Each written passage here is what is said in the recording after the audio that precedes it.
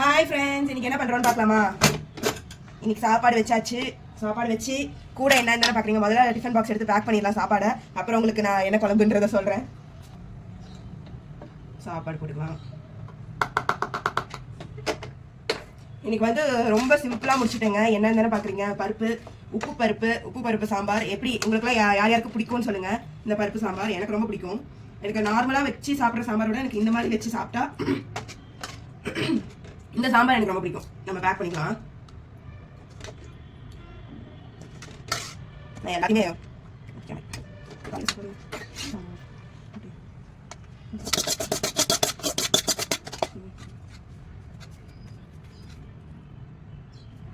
Lunch box பார்த்தீங்கன்னா lunch பாக்ஸ்க்கு back பண்ணியாச்சு.